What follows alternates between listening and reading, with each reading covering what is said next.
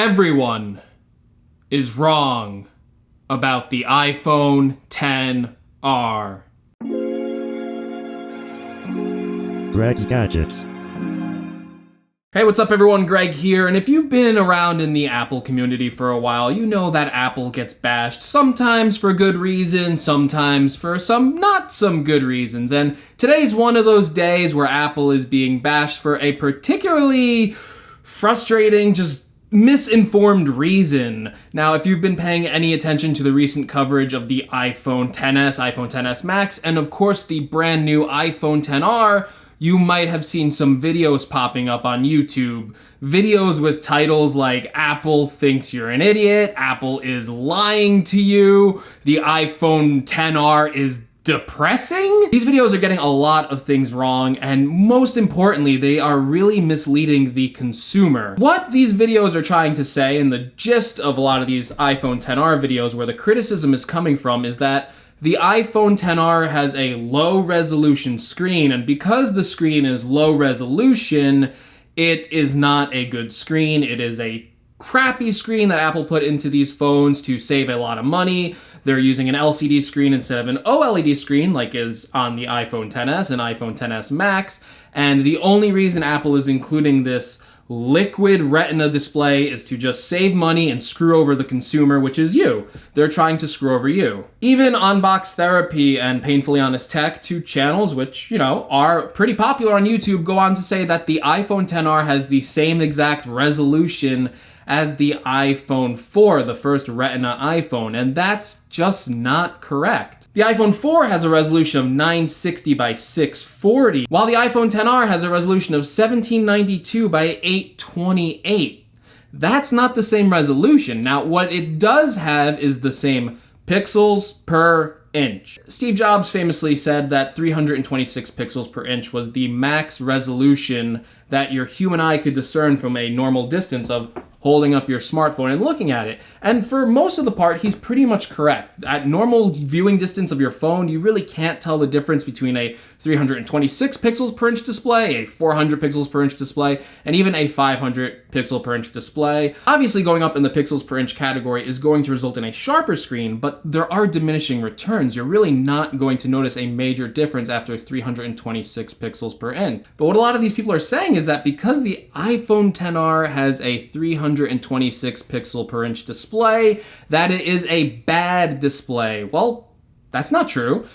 Take a look at something like the iPad Pro over here. This has a resolution of 2048 by 1536, and with that resolution, it only has 264 pixels per inch. Now, we know the iPad Pro doesn't have a bad screen. It's actually rated as one of the best tablet screens, and a lot of people even like that new ProMotion feature, which increases the refresh rate. I don't think anyone would say the iPad Pro is a bad screen. Even take example, these two monitors sitting behind me. This is the iMac 5K, and then you also have the LG 5K behind me. These are 5K monitors. So at these normal viewing distances, you're not going to be able to see the pixels per inch on any of these devices, including the iPhone XR, unless maybe you hold it up really close to your face, you could see individual pixels, but no one uses their phone like that. And especially when you have a 6.1 inch screen, you're actually probably going to be holding your phone a little farther away from you to actually see the screen. The bigger the screen gets, the more you hold it farther away from your face, so technically, you're not really going to be seeing those pixels. One of the biggest arguments coming from these people on YouTube and people on the internet is that the iPhone XR doesn't have a 1080p screen, so you won't be able to watch 1080p content on YouTube or similar services, but that's also not correct. Steve Troughton-Smith, a app developer on Twitter, has summed this up pretty nicely. He said, "The 720p thing is ridiculous. You've been able to switch to YouTube to 1080p on small-sized iPhones since 2017. 1080p on a 1792 by 1828, 326 pixel per inch screen is still going to look a lot like 1080p. So what he's saying there is that the iPhone XR isn't magically just going to downscale to 720p because it doesn't have the full 1080p screen. It's going to use as much as the video resolution as possible, as much that it can take, and you can even go into 1440p and downsample that, or go into 4K and downsample that, and it's going to look really nice on the iPhone XR. In fact, if the iPhone XR had a 1920 by 1080 screen like all these reviewers want it to have, the pixels per inch, the difference between pixels per inch on a 6.1 LCD display would only be 35 pixels per inch in difference. 35 pixels per inch on a phone, if I put two of them next to you, two screens next to you, I don't think you'd be able to tell a difference between an iPhone XR screen and a 1920 by 1080 screen. So aside from all this screen resolution talk, there are some other things that are intellectually dishonest. In Unbox Therapy's video, he says that a $300 budget Android phone would have a better screen than the iPhone XR because it has a full HD 1920 by 1080 display. And that's a little tricky too, because iPhone LCD screens on the iPhone 8, on the iPhone 7, on the iPhone 6, no one complained. Everyone who reviewed these screens has said these screens are actually really good LCD screens, some of the best in the industry. Apple constantly gets top review marks for its LCD displays. That's because Apple takes the time to color calibrate every display in their factory on an individual sub-pixel basis. They also do different screen technologies like True Tone inside of the display, so you're getting a much better display when you get an Apple display usually. The iPhone XR could have a bad display, but I don't think that's the case either, because people who were actually at the Apple event and had hands-on time with the iPhone XR actually said the opposite. If you read the reviews from there, if you watch some of the videos from people who actually had hand-on experience with the iPhone XR, they said the display actually looked really good, especially really good for an LCD display. And most of the iPhone XS and iPhone XS Max reviews actually say they are good phones, but you should probably wait for the iPhone XR because they've seen the phone and they know that the LCD on the iPhone XR is actually a really good display. It's going to be color accurate,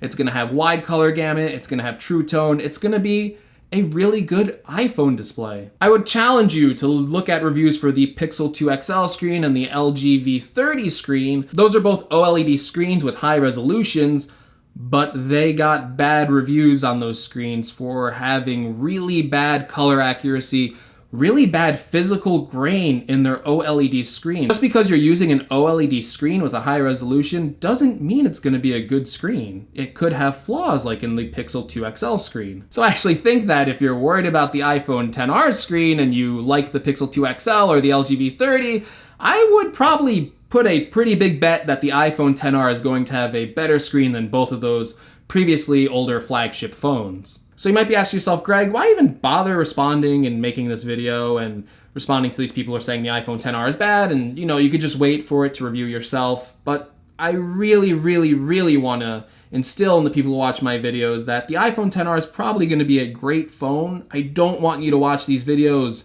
and think, these people know what they're talking about. They know the iPhone XR has a bad screen. It's just not true. It's a very misinformed opinion. It's painfully misinformed. At the end of the day, I want to make videos that help out consumers and help out their product purchasing decision. I never want to recommend a product that's going to be bad for you. I always want to put my viewers first and foremost. So I really wanted to make this video to tell you that if you're thinking about getting an iPhone XR and you're a little scared because of these videos, I'd really recommend don't be scared. The iPhone XR is probably going to have a pretty good LCD screen, and it's looking like it's going to be a really good phone for the price. Obviously, I'll reserve final judgment until I get to review it, and I hope that you'll come back and watch that review on this channel here.